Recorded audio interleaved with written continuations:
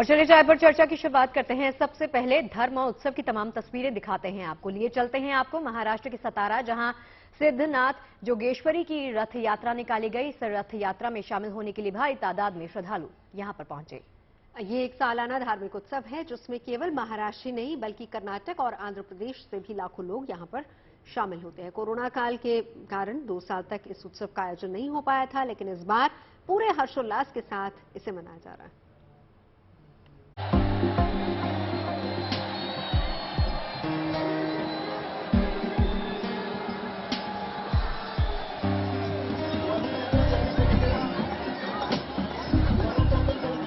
गुलालों से भरा माहौल,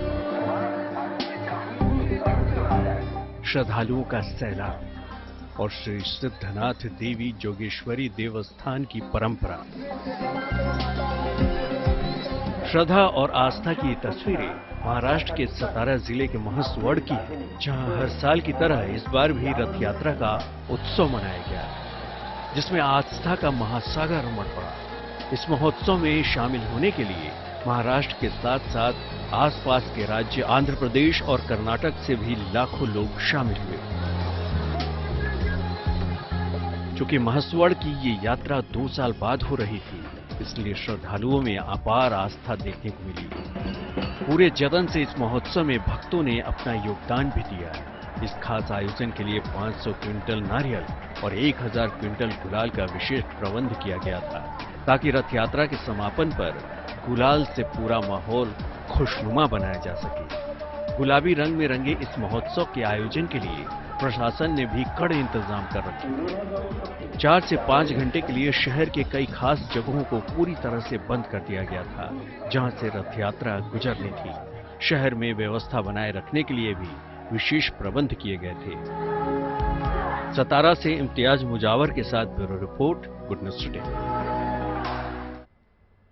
और अब बात करते हैं दिवाली की। आप सोचेंगे कि दिवाली को गए तो महीना ही हुआ है, तो हम किस जगह की दिवाली की बात कर रहे हैं? वो दिवाली ऐसी है जो 1 महीने के बाद मनाई जाती है। ये खास दिवाली मनती है उत्तराखंड के टिहरी गढ़वाल में। जी हाँ, जब पूरा देश दिवाली मनाता है ना, सेलिब्रेट करता है, तब यहाँ दिवाली नहीं मनती। इस क्षेत्र में मनाई जाने वाली दिवाली को देवलांग भी कहा जाता है। तो आप भी शामिल हो जाइए इस अनोखी सी दिवाली में और जानिए कि इसके पीछे की कहानी आखिर कहती क्या है।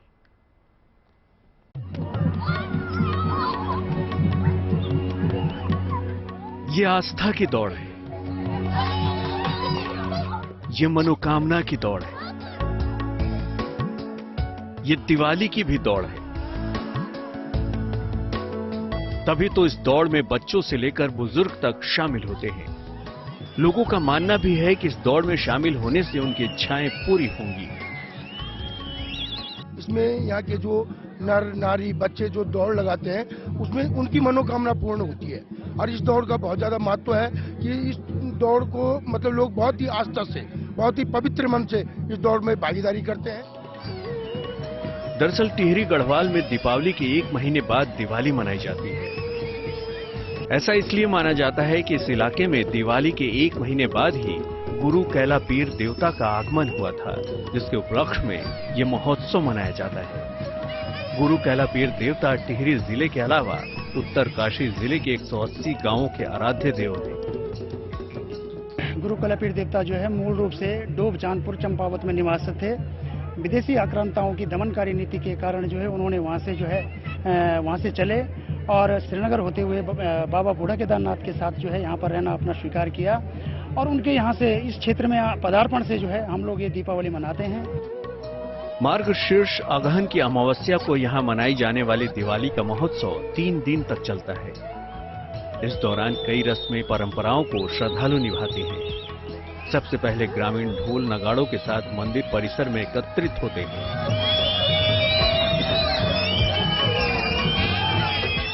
इसके बाद देवता की पूजा अर्चना होती है। फिर देवता की झंडी को मंदिर के बाहर निकाला जाता है।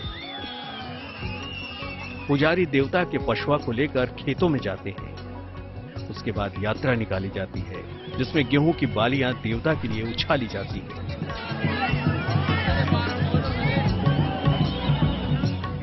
इस दिवाली को मनाए जाने के पीछे एक और कहानी है। कहा जाता है कि गढ़वाल के नेता वीरभड़ माधो सिंह भंडारी की शिकायत किसी ने महाराजा टिहरी से कर दी थी, जिसकी वजह से उन्हें दिवाली के दिन ही जाना पड़ा था। और जब वो लौटे तो इलाके के लोगों ने आस्था का पर्व दिवाली मनाया। देवभूमि उत्तराखंड में टिहरी गढ़वाल जिले का अपना ही महत्व है और इस पावन मौके पर देश विदेश में रहने वाले यहाँ के निवासी भी पहुंचते हैं और आस्था के साथ इसमें शामिल होते हैं। टिहरी गढ़वाल से कृष्ण गोविंद कंसवाल के साथ bureau report, good news today.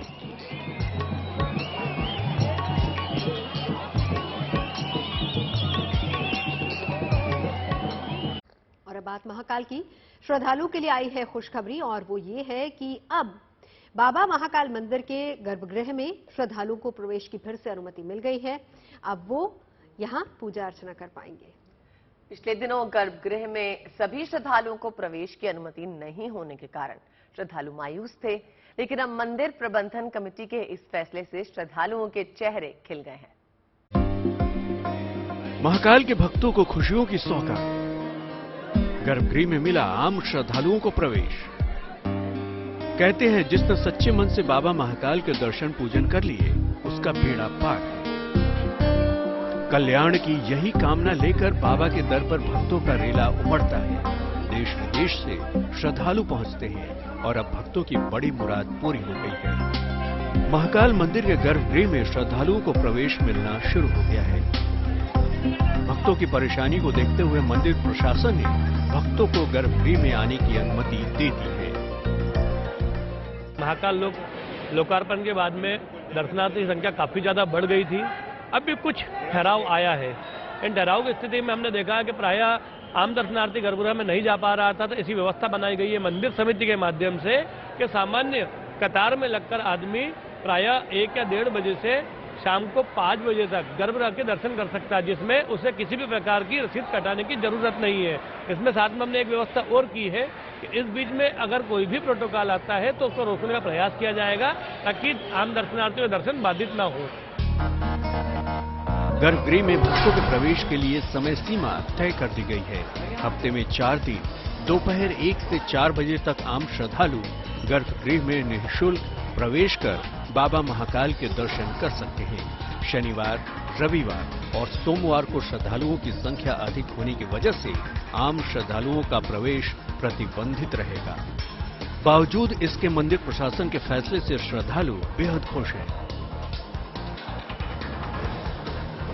Shankar भगवान के दर्शन करके आ रहे हैं और गर्भगृह में जो सुविधा चालू हुई है आज फर्स्ट दिन है और हमारा सौभाग्य है कि हम अपने परिवार के साथ दर्शन करके आए, उनको टच करके आए।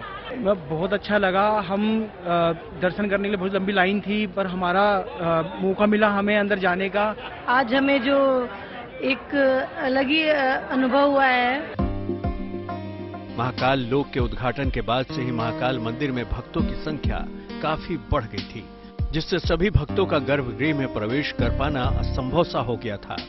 1500 रुपए की रसीद कटाने पर 2 श्रद्धालु गर्भगृह के अंदर प्रवेश कर पाते थे।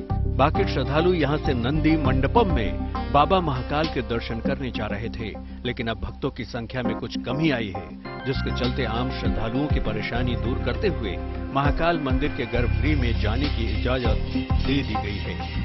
Bureau report, good news today. और चलिए अब आपको दिखाते हैं 16वीं सदी के पूर्वोत्तर के वीर सेना नायक के पराक्रम की एक ऐसी अनोखी सी गाथा जिसे जानकर आपका हृदय गर्व और सम्मान के साथ भर जाएगा।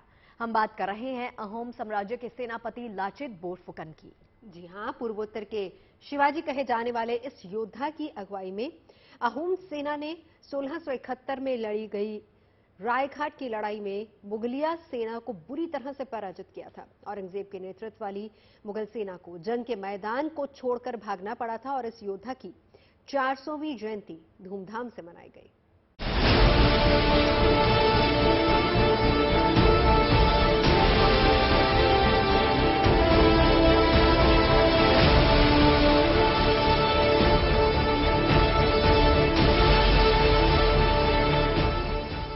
जश्न की ये तस्वीरें उस सेनानायक को श्रद्धांजलि है जिसने मुगलिया हुकूमत की धज्जियां उड़ा दी थी।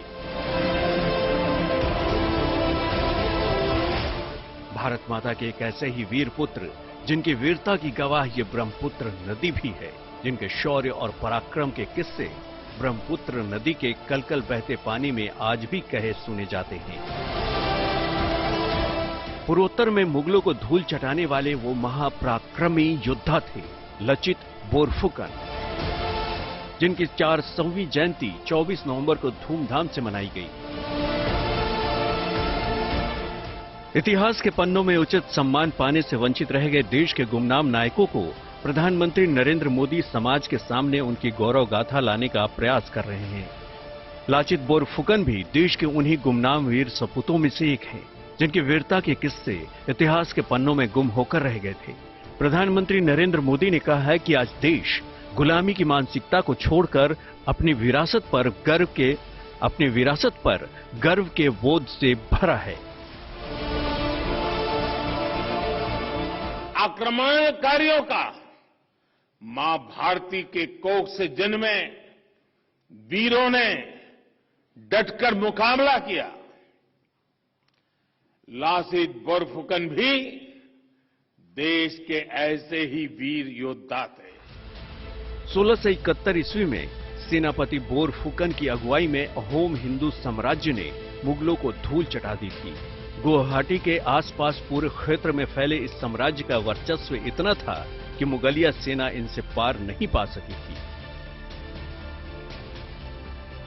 इस विशाल सेना के मुकाबले लचित की अहोम सेना बहुत छोटी थी, लेकिन हिम्मत और पराक्रम मुगलों से कहीं ज्यादा। लचित की महज 6000 की सेना ने मुगल सेना की अग्रिम पंक्ति में खड़े 4000 सैनिकों को ब्रह्मपुत्र नदी की भेंट चढ़ा दी थी। हमारे जैसे लासित बोरफुकन का जो हिस्ट्री है, उनका जो सेक्रीफाइस है, उनका जो करेज सेक्रीफाइस जो उन्होंने असम के लिए दिया था, बलिदान दिया था अपना जीवन, तो उसको हमारा नव प्रजन्म के बीच में हम थोड़ा सा इसके थ्रू से हम स्प्रेड करना चाहते हैं। और मैं आशा करता हूं कि हमारा जो नया जनरेशन है उनके बीच में थोड़ा बहुत होने से भी हमारा वीर लासित बोरफुकन के बारे में पता चलेगा।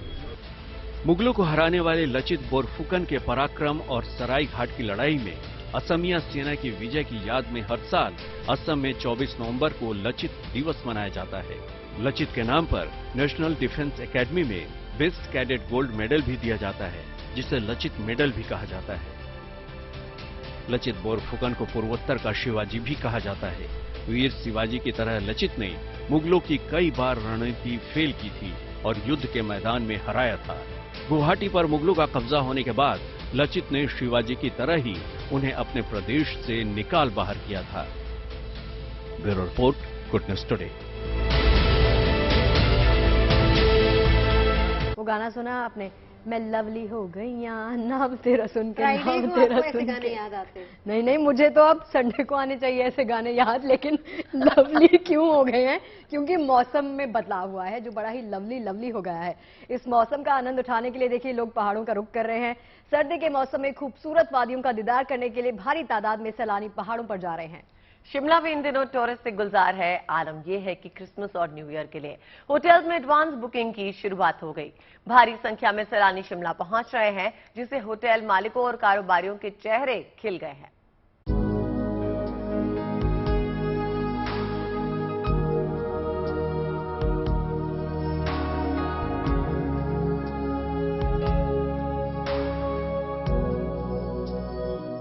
ये घुड़सवारी, ये चहलकदमी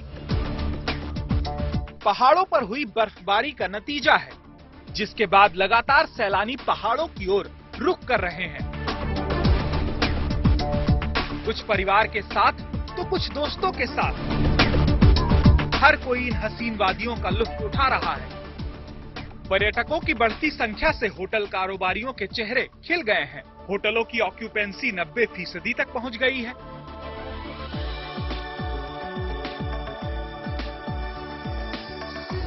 शिमला की बात करें तो यहाँ हमारी जो ऑक्यूपेंसी है, हम अपने होटल की बात करें तो अभी 95 की परसेंटेज जा रही है। और अभी जो दिसंबर का जो सीजन आगे आना है, उसके लिए हमारा अभी से ही एडवांस बुकिंग जो है वो 70% के करीब आ चुकी है। क्रिसमस और न्यू ईयर को लेकर होटलों में कमरों की एडवांस बुकिंग शुरू हो गई है।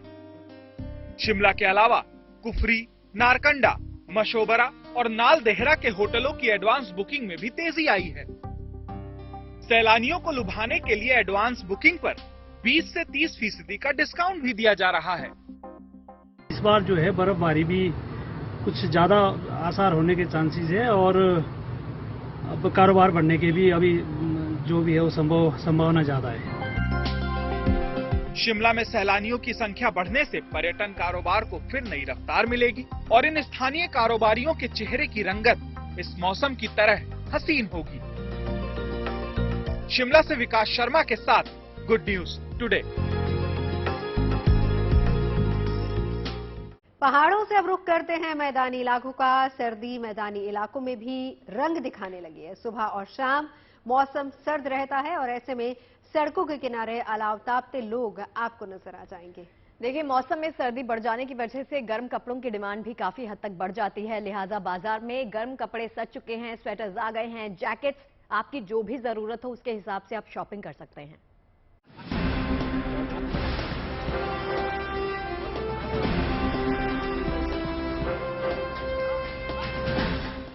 क्या इंसान, क्या बेजुबान, हर कोई सर्दी से है परेशान। पहाड़ों पर बर्फ की चादर बिछने लगी है, वहीं मैदानी इलाकों में शीतलहर ने दस्तक दे दी है। राजस्थान में तो पारा लुढ़कता ही जा रहा है।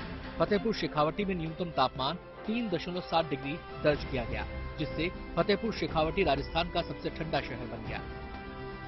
ये 10 दिन से तो गिर रहा है, आज कुछ बढ़ा है। कल 2.4 था, आज करीब 4.5 के आसपास, 3.5 के आसपास आएगा।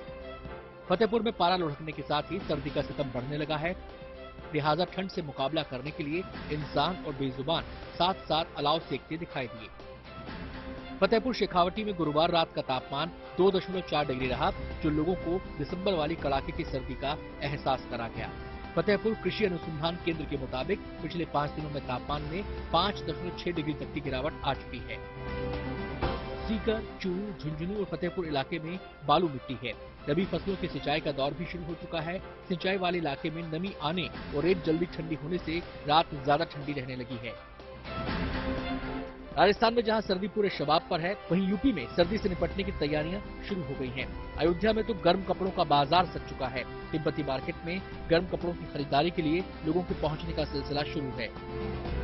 तो इनका काम सही चलता है, जो भी देते हैं चीजें भी ओरिजिनल देते हैं और साथ में जो है इनका फिक्स प्राइस रहता है, उसमें कोई मोल भाव नहीं। इस बार मार्केट लगी है और बहुत ही अच्छे कपड़े और रिजनेबल रेट में कपड़े मिलते हैं यहाँ पे, और हम लोग तो हमेशा यहाँ से ले जाते हैं और ये 3 महीने रहते हैं यहाँ पे। यूं तो उत्तर भारत के मुकाबले दक्षिण भारत में ठंड काफी कम पड़ती है। इसके बावजूद लोग ठंड से बचने के लिए कंबल से लेकर स्वेटर और मफलर की खरीदारी करना शुरू कर चुके हैं। तस्वीरें हैदराबाद की हैं, यहाँ भी गर्म कपड़ों का बाजार सजा हुआ है। नहीं, इनका प्रोडक्ट अच्छा रहता है, एकदम नाम नहीं लगा सकते। क्या बोलो तो अब मार्केट में दूसरी जगह मिल रहा मगर गारंटी नहीं है। आप लेके जाएंगे फिर बाद में 6 महीने 2 महीने में खराब हो जाता। इन लोग चीज भी अच्छा देते हैं, पैसे रीजनेबल लेते हैं। दिसंबर में पहाड़ से लेकर मैदान तक कड़ाके की सर्दी पड़ती है। पहाड़ों पर बर्फबारी और मैदानी इलाकों में शीतलहर चलने लगती है। ऐसे में अभी से लोग ठंड से निपटने के लिए मुकम्मल इंतजाम में जुट गए हैं। Bureau report, good news today. और अब आपको गुजरात का चुनावी रंग दिखाते हैं। आज हम आपको एक ऐसे गांव की कहानी दिखाने जा रहे हैं जिसने चुनाव के लिए अपने ही नियम कायदे बनाए। एक नियम ये है कि अगर बिना किसी वजह के कोई ग्रामीण वोट नहीं करता तो उसे जुर्माना भरना पड़ता है। वैसे ये नियम वाकई बहुत अच्छा है क्योंकि हम सभी को अपने मताधिकार का इस्तेमाल करना चाहिए। तो एक और खासियत है इस गांव की, वो ये है कि यहाँ पर चुनाव के दौरान प्रचार का हल्ला नहीं सुनाई देता, क्योंकि यहाँ सियासी दलों को चुनाव प्रचार की इजाजत ही नहीं दी जाती। इसीलिए ना तो गांव में नेता नजर आते हैं और ना ही उनके बैनर पोस्टर।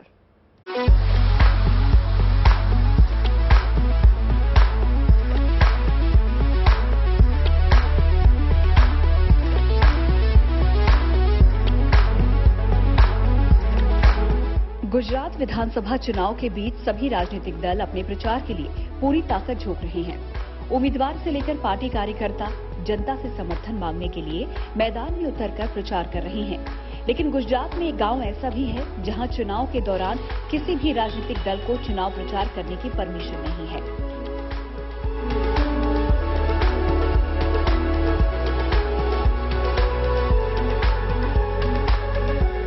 ये है राजकोट से 20 किलोमीटर दूर मौजूद एक गांव राजसमंदियाला।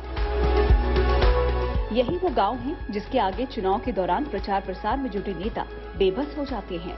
यहाँ उनकी एक नहीं चलती, बल्कि यहाँ चलते हैं गांव के ही बनाए कुछ ऐसे नियम जो गांव को लोकतंत्र का प्रहरी बनाते हैं और एक आदर्श के रूप में स्थापित करते हैं। खास बात यह है कि बिना चुनाव प्रचार के बावजूद यहाँ वोटिंग हर बार रिकॉर्ड तोड़ होती है, क्योंकि गांव में अगर कोई वोटर अपना वोट नहीं डालता तो उस पर जुर्माना लगाया जाता है। जी हाँ, यहाँ वोट न करने वालों को 51 रुपए फाइन देना होता है। कि सबको वोट डालना है, तो अगर आप नहीं डालेंगे तो हम 50 रुपीज से नॉमिनल एक टोकन फाइन रख दिया। इसलिए सबको वो पैसे वो मायने नहीं रखते, लेकिन उसमें जो सोशली सब लगते थे उसको फाइन हुआ।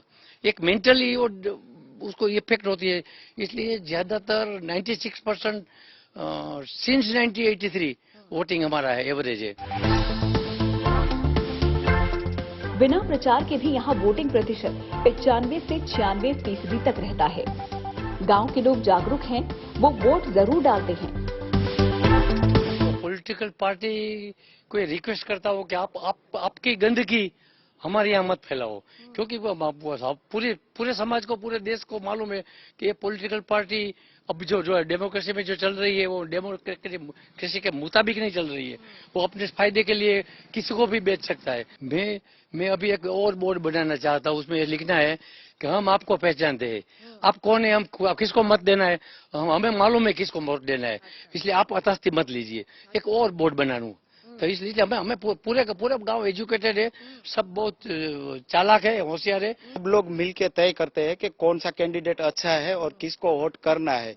सब लोग गांव वाले लोग मिलके और सब लोग तय करते हैं कि किसको वोट देना है। जो कैंडिडेट अच्छा रहेगा उसी को वोट मिलेगा, और यहाँ किसी को प्रचार करने आने ही नहीं। स्थानीय लोगों ने ये भी बताया कि गुजरात चुनाव के मद्देनजर वोटिंग से पहले गांव विकास समिति ने गांव वालों के लिए तय किया है कि अगर वो वोट देने में असमर्थ हैं, तो उन्हें समिति को वजह भी बतानी होगी। ये गांव आस पड़ोस के गांव के लिए प्रेरणा भी बन गया है। आसपास के करीब 10 गांव अब इस गांव की राह पर चलने का मन बना चुके हैं। शायद इसीलिए किसी भी प्रत्याशी के न आने के बावजूद कहा यह जाता है कि इस गांव से जो प्रत्याशी चुना जाता है, सारे समुदायों को सूझबूझ के जो निर्णय लिए जाते हैं, चाहे वो मालदारी समाज हो या वो पटीदार समाज हो या वो SC/ST समाज हो, सबके साथ यहाँ पर मिलकर जो निर्णय लिया जाता है कि किस प्रत्याशी को वोट करना है, ये वही प्रत्याशी होता है जो राजकोट रूरल से अपनी सीट निकाल पाता है। और इसी सूझबूझ के साथ ये गांव चलता आ रहा है कई सालों से। अब देखना ये होगा कि वो कौन सा प्रत्याशी होगा इस चुनाव में जो ये गांव चुनेगा, और यहाँ के जो आसपास के 10 गांव हैं वो अपने कम से कम 6 से 7 हजार वोट्स किस तरफ देंगे। प्रदीप गुप्ता के साथ राजसमंदियाला गांव से राजकोट के पास मिलन शर्मा, गुड न्यूज टुडे। और चलिए मथुरा लिए चलते हैं, जहां के डीएम इन दिनों खबरों में बने हुए हैं। वजह इसकी ये है कि उनका शिक्षक वाला अंदाज थोड़ा सा हटकर है। ये अंदाज लोगों को भी खूब भाया और छात्र उनके मुरीद कैसे हो गए, अदिति बताइए जरा। एक्चुअली डीएम साहब निकले दौरे पर और पहुंच गए एक प्राइमरी स्कूल में। वहां शुरू हो गई डीएम सर की क्लास। क्लासरूम में डीएम साहब ने बच्चों से सवाल जवाब करने के साथ ही स्कूल का निरीक्षण भी कर लिया।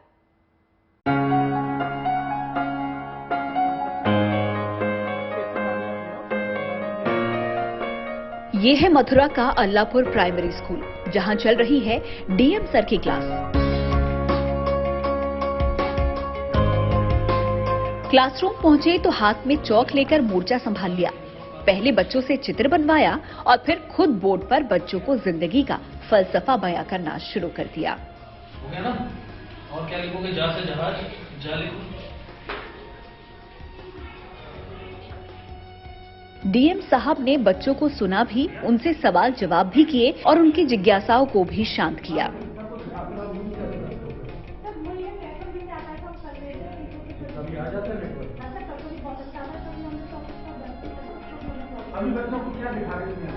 दरअसल स्कूलों के निरीक्षण के दौरान मथुरा के DM Pulkit Khare Allapur primary school पहुंचे स्कूल की टीचर्स से पढ़ाने के तरीके पर चर्चा की और फिर एक एक कर बच्चों से भी सवाल जवाब किए। जनपद में सभी अधिकारियों द्वारा स्कूल और आंगनवाड़ी गोद लिए गए हैं। इसका मकसद ये है कि जब ये अधिकारी हर माह इस स्कूल और आंगनवाड़ी का निरीक्षण करेंगे तो वहाँ की मूलभूत सुविधाएं भी ठीक कराएंगे और बच्चों के विकास के लिए जो सरकार की योजनाएं हैं वो भी उन तक पहुँचेंगी। इसी क्रम में आज मेरे द्वारा अपने स्कूल, गोद लिए हुए स्कूल और आंगनवाड़ी का निरीक्षण करा गया। वहाँ पे जाके देखा गया कि बच्चों की शिक्षा किस प्रकार से हो रही है, जो बुनियादी सुविधाएं हैं उनकी क्या स्थिति है। निरीक्षण के दौरान डीएम ने बच्चों को दिए जाने वाले मिड डे मील की भी जानकारी ली।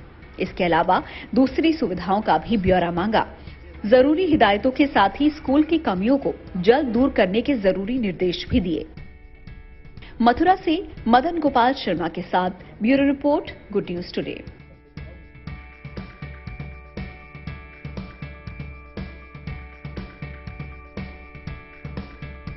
आलिया भट्ट और रणबीर कपूर इन दिनों पेरेंटहुड एंजॉय कर रहे हैं। वहीं अब आलिया ने सोशल मीडिया पे एक पोस्ट शेयर करते हुए अपनी बेटी के नाम का खुलासा कर दिया है। जी हाँ, जिनको नाम नहीं पता हम बता देंगे। गुड न्यूज टुडे के इस मंच पर बेटी का नाम रखा गया है राहा। नामकरण के बाद से सोशल मीडिया पर राहा नाम के काफी चर्चे हो रहे हैं। देखिए आप भी।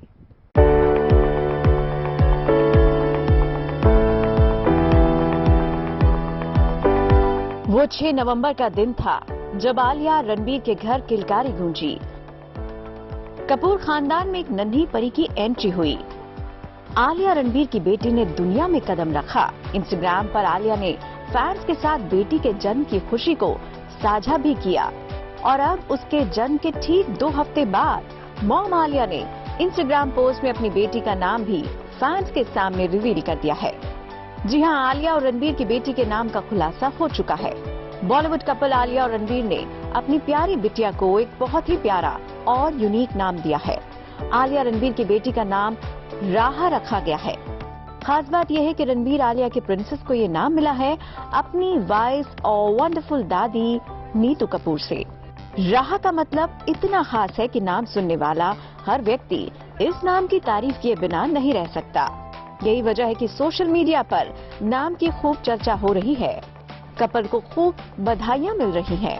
राहा एक ऐसा शब्द है जो ट्रेडिशनल होने के साथ बहुत ही गहरे मायने भी रखता है।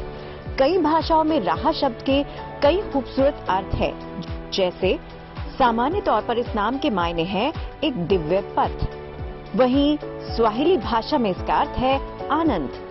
संस्कृत में राहा को कुल या वंश कहा जाता है। बांग्ला में इसका मीनिंग है आराम और राहत।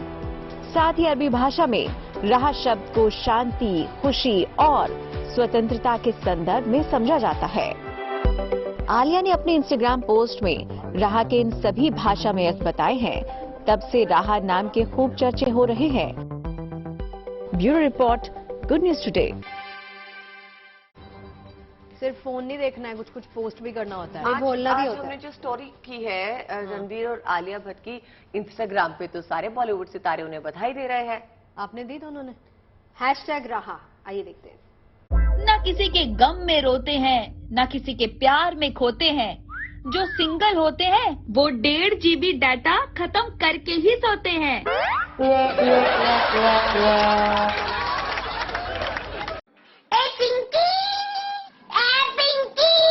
इतने दिन बाद कैसे आ गई मेरे घर पैरों से चल के।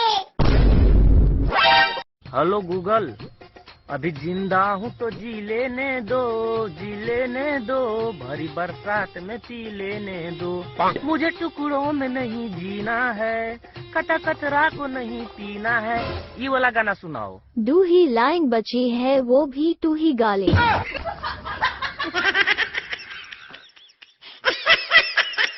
हेलो सर, मैं बैंक से बात कर रही हूँ। हाँ जी, तो आप बैंक से पहले पूरी बात कर लीजिए, फिर हमको कॉल कर लीजिएगा।